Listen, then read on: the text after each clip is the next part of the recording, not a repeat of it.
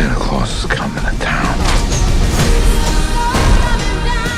Time for some season's beatings. I am a sucker for violence and gore and bloodshed, and so I had a great time because I love just watching people's eyes get popped out and stuff like that. But you've done stuff with a lot of action before. Was this different because of kind of the extreme levels of violence that you were playing in? Yeah, very much so. But even the choreography, like the fight choreography, these guys, choreograph those John Wick movies and Atomic Blonde and Nobody, and these they do some really intense stuff. They're really the best in the world at that choreography.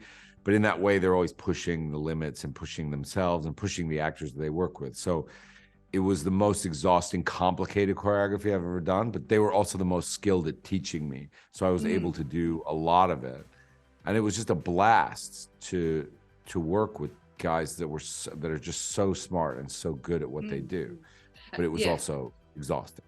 Right, of course. I thought the best bits were the bits with the hammer too, because you get so much. That's such a different tool to use, right? Yeah, and we did a lot. I did a lot of training with that. I had it in my apartment. I'd spin it around and stuff. And yeah, it's a different weapon because it's weighted on one end, so you're constantly counterweighting it. Yeah, it's a fun thing to use. Obviously, I think the internet is a terrifying and wonderful place, and there's a lot of thirst for you and your characters that exists online. There's a whole thing about there's a thing called the daddy vibe. It's like Oscar Isaac, Pedro Pascal. You are in that group, sir. I have heard of this group. Yes. Yeah. I like both those guys too. Huh? What is that like for you? But also, what is it like for you also at playing Santa and people being like, wow, I'm really attracted to Santa now. This is weird. I mean, I'm fine with whatever people want to do. I'm totally about whatever you like. You go ahead and it's your world. You can fetishize or do whatever you want. I find it quite funny and somewhat gratifying to be in my 40s and have this happen, because when I was, my 20s and 30s and what I thought was my good-looking prime, no one cared. But then I get a little grizzled and start losing my hair, and everyone starts to think I'm sexy, and I'm okay with that. Whenever it happens. I think it's pretty funny, and I think it's pretty funny when it applies to Santa Claus. I mean, there's a lot of strange things you can get into about sitting on his lap and telling him what you want for Christmas, or about being on a nice or a naughty list. Even those words are a little.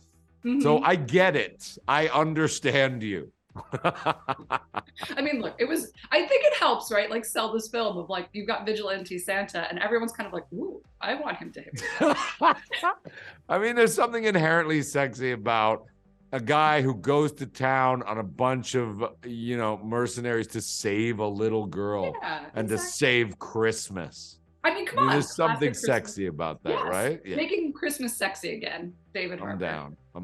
We got to get Pedro and Oscar to play the Easter Bunny and the Tooth Fairy in the next my God, that's iteration. It. Dream cast. I think that's your Santa cinematic universe. Bunch of daddies as imaginary creatures. This is what happens when you do interviews at in the middle of the morning. Exactly. One last one real quick. What was the most difficult? I mean, obviously you talk about the action choreography being quite challenging, but was there anything that was surprisingly difficult for you when you were making this film? I mean, it was freezing cold. Some of the outdoor sequences were 20 below. And of course, physically very exhausted. But the thing I think we were most concerned about with the movie, and the thing I think we worked the hardest on, was really finding that heart in the middle of it, because we knew it would be fun and we knew it would be this great action ride, but I was really intent on. I used to watch Miracle on 34th Street as a kid, the old black and white, and I remember that feeling when she walked in the house and saw the guy's cane, and everybody believed in Santa Claus at that time. There's something so special about that, and I think that one of the hardest things for us was to find that heart in the movie, and that feeling that when you leave the theater, that little kid feeling of believing in Christmas, because we wanted, amidst this funny, crazy action movie, to have people leave the theater and go, oh, that's a Christmas movie. So we worked really hard at that.